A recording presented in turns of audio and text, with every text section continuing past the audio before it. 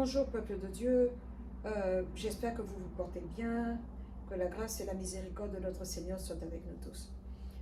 Je voudrais vous parler, hier je regardais les news, ça fait presque une semaine que la Cour suprême a décidé que l'avortement était illégal dans ce pays. Et je regardais, il y a plusieurs marches de protestation dans beaucoup de villes, dans beaucoup d'États. Et là maintenant nous avons les États qui disent que euh, ça ne sera pas possible dans leur État. Vous avez l'État comme la Californie où j'habite ici, où je réside, où le gouvernement local a décidé de faire venir, qu'on ait un sanctuaire. L'État californien est un sanctuaire et que les femmes qui veulent l'avortement peuvent venir et que l'État californien paiera jusqu'à 4 000 $ pour les aider. Et ma question était, je regardais les manifestations, les femmes étaient tellement fâchées, il y en avait qui tremblaient comme si elles étaient en transe.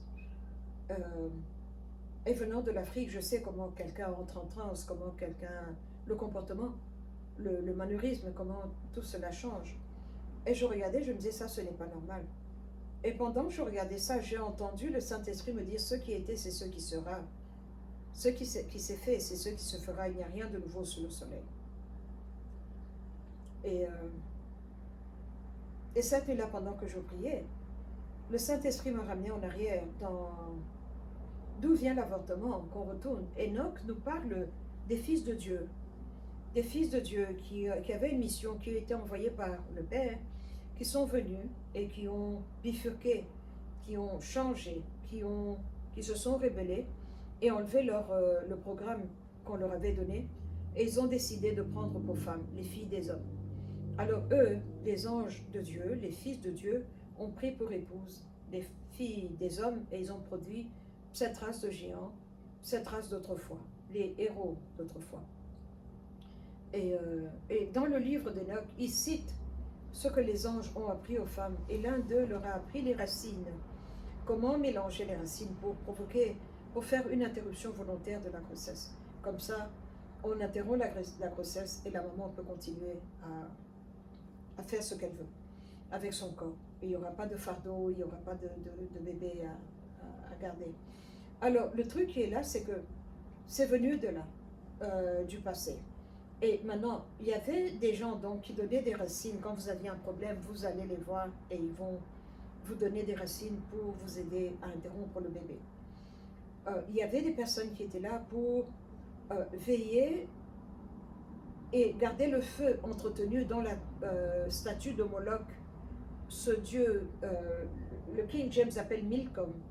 Ce dieu, nous avons tous vu la photo, il a un visage de taureau, mais un corps humain, et des mains ouvertes comme ça, et on mettait les bébés, on les brûlait. Et pendant qu'on battait le tambour pour étouffer le cri et les pleurs des bébés. Ça s'est passé, ce n'est pas de la blague, ce n'est pas de la blague. Alors, il y a des gens donc, à chaque étape, qui participent au sacrifice des enfants. Et maintenant, il y avait aussi ce groupe de personnes cannibales. Et ces cannibales-là veillaient à offrir la viande des bébés. Quand vous regardez un poussin, la viande et la chair est tendre parce que c'est un petit. Quand vous regardez une caille ou quand vous regardez la viande de veau, ville en anglais, c'est une viande qui est tendre. Et donc quand vous regardez dans le genre humain, la viande des bébés est tendre aussi. Et il y a des personnes, il y a une hiérarchie, ça me donne même des vertiges, rien que le fait d'en parler. Il y a des personnes qui sont là, qui mangent la chair humaine et qui aiment la viande des bébés. Alors, le problème qui est là est que toutes ces personnes-là sont encore ici. Toutes ces lignées, ces castes de personnes qui faisaient ce travail-là sont encore ici avec nous. Elles ne sont parties nulle part. Le culte de ce dieu-là, Moloch, continue. Les sacrifices humains continuent. Voilà où est-ce que nous en sommes. Et donc, ceux qui se fâchent sont ceux qui bénéficient, parce que quand il y avait un sacrifice, tout le monde bénéficiait. Ce n'était pas seulement une seule personne. Mais quand, là maintenant, en 2022, vous pouvez vous accoupler avec des hommes autant de fois que vous voulez, et vous préservez, vous protégez, vous n'allez pas tomber enceinte. Alors qu'en 1822, les choses étaient différentes. Mais aujourd'hui, les choses sont différentes. Donc, vous pouvez avoir le bon temps comme vous voulez, avoir votre plaisir, mais prévenir la grossesse comme ça, il n'y a pas de meurtre. Parce qu'un avortement, c'est un meurtre. Un avortement, c'est une interruption volontaire de la grossesse. Un avortement, c'est quelqu'un qui meurt. Quelqu'un va mourir et c'est le bébé qui va payer. Alors qu'il est l'innocent. Il n'a pas demandé à ce que les parents s'accouplent, il ne vous a pas dit aller dans tel motel, faire ceci, faire cela. Mais c'est lui qui paie le prix, c'est lui qui est tué, donc c'est un sang innocent. Alors, le problème qui est là est que, donc quand on tue des bébés, c'est toute une structure qui bénéficie. Alors, regardez dans les pays modernes du premier monde, comment l'avortement dérange le fait qu'on ait interdit cet avortement. Quand je vois des Européens qui parlent, qui insultent la Cour suprême américaine, je me dis, mais où est votre problème? Occupez-vous de votre pays. Il n'y a que l'Afrique qui n'a pas réagi euh, avec agressivité ou avec manque de respect vis-à-vis de ses juges. L'Afrique et l'Asie peut-être, l'Europe de l'Est, certains pays de l'Europe de l'Est. Mais pour tout ce qui est du reste, la colère est sérieuse. Et ma question est, quel est votre problème? Le problème est que ces républiques-là, il y a eu des contrats qui ont été faits et certaines personnes ont signé des accords avec ces esprits-là, qu'on va vous donner des enfants. On va continuer à donner et en échange, vous nous donnez ceci, en échange, vous nous donnez cela. C'est ça le problème qui est là. Donc, il y a des personnes qui bénéficient collectivement de l'avortement. Et alors, avec ça, quand vous regardez comment les choses se passent maintenant, vous voyez tout de suite qu'il y a un problème. Il y a un problème. Et le problème est spirituel. Alors, le Planned Parenthood, qui fait le plus d'avortements, se trouve dans les quartiers où il y a beaucoup de Noirs. Quand vous regardez dans les news et qu'on dit, à cause de la Cour suprême, la décision qui vient d'être prise, beaucoup de personnes vont mourir. À cause de la Cour suprême, beaucoup de femmes noires vont mourir. Directement, on emmène ça à la femme noire. Mais l'avortement, un centre d'avortement n'est pas un hôpital normal. Donc, quand une maman est malade, elle va à l'hôpital. Elle va à l'hôpital. Pourquoi mettre ça dans la balance? Avortement, femmes noires vont mourir. Parce que ce sont les femmes noires qui font le plus d'avortements. Alors, quand vous regardez la télévision, 5 minutes de musique noire, vous voyez comment les hommes ont des tatouages partout. Ce tatouage-là, c'est de l'encre. C'est un corps étranger qui est imbibé dans votre sang et qui vous change de comportement, qui vous change de raisonnement. Et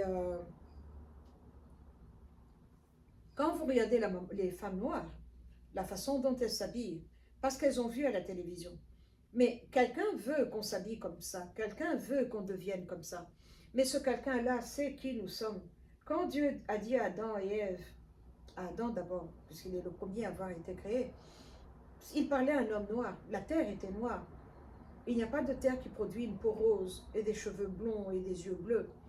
Donc, il parlait à un couple noir. Quand il leur a dit, soyez féconds, multipliez-vous, remplissez la terre, il parlait à un couple noir. Donc, le problème qui est là, c'est quand on dit beaucoup de femmes noires vont mourir. Pour moi qui suis prophétique, ça me dérange beaucoup parce qu'on met un fardeau sur ma tête. C'est un stigma qu'on met, que la femme noire va mourir. On est en train de proclamer que la femme noire va mourir. Pourquoi est-ce que la femme noire va mourir? Un centre d'avortement et un hôpital ne sont pas pareils. Donc, les femmes noires ont sacrifié le plus leurs enfants. Cette structure est bâtie sur beaucoup de bébés noirs tués. Depuis 1973, je n'ai pas les chiffres exacts, mais combien d'enfants noirs ont été tués?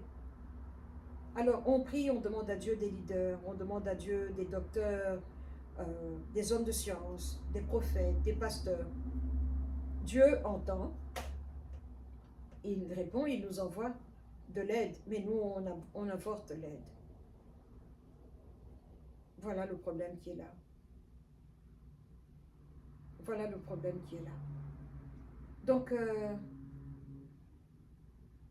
beaucoup de pays du premier monde bénéficient de l'avortement. Dans le spirituel, ils bénéficient et les retombées sont dans le naturel. C'est pour ça qu'il y a autant de colère contre les juges. C'est pour ça qu'on les menace, c'est aberrant. C'est aberrant. Mais nous sommes en train de parler de meurtre d'un petit innocent. Donc, ceux qui ont besoin de continuer à manger les bébés ont besoin de chair humaine, de chair de bébé. Voilà où est-ce que nous en sommes. Voilà le problème. Voilà ce que je voulais partager avec vous. Ce qui était, c'est ce qui est. Ce qui s'est fait, c'est ce qui se fera. Il n'y a rien de nouveau sous le soleil. Et on a besoin de continuer à tuer les bébés. On a besoin de continuer à offrir des bébés. Voilà le problème. Et alors on pousse les hommes noirs à canaliser toute leur énergie au lieu de la mettre dans la tête. Non, ils la mettent là. Et donc les femmes noires s'habillent comme des prostituées, comme elles montrent trop de chair. Et tout ça vous met dans une atmosphère sexuelle, de luxure. Et alors il faut faire l'amour. On est fort grâce à la mélanine, mais on transforme ça, on pervertit ça. Et on produit des bébés, on dit, zut, on est enceinte, on va aller faire un avortement. Ce bébé dérange, on n'a pas de temps pour un bébé. Ce n'était pas le bon moment. Mais quand vous êtes allé à l'hôtel, le bébé ne vous a pas demandé d'aller à l'hôtel. Là, c'était le bon moment. Maintenant, les responsabilités viennent. On vous dit, non, on ne veut pas. On va aller faire un avortement. Donc, voilà où est-ce que nous en sommes. Et voilà la situation actuelle. Et Dieu est juste. Dieu voit. Et Dieu va rendre à chacun selon ses œuvres. Merci beaucoup. Abonnez-vous. Donnez le thumbs up et partagez. Nous, les personnes mélanisées, nous devons vraiment faire attention. On est dans des périodes très difficiles, mais il y a quelqu'un qui travaille, qui fait des heures supplémentaires parce qu'il ne veut pas que nous puissions nous rappeler de notre identité, qui nous sommes. On est les premiers à avoir été créés. On est ceux qui ont eu l'alliance avec le Très-Haut. On est ceux, quand nous on accepte quelque chose, alors tout le reste va passer. On est bombardé ce mois de juin avec les personnes qui sortent du placard. Alors, on a beaucoup de célébrités qui sortent du placard, des Noirs. Tout ça, c'est pour prêcher cet évangile au groupe noir qui est très récalcitrant pour que nous puissions accepter. Et on doit les aimer. On recommande d'aller en thérapie, d'aller parler à des personnes qui sont de cette tendance-là pour les aimer et les comprendre et leur donner le respect. Et voilà où est-ce que nous en sommes. Que Dieu soit avec nous tous. Nous en avons vraiment besoin.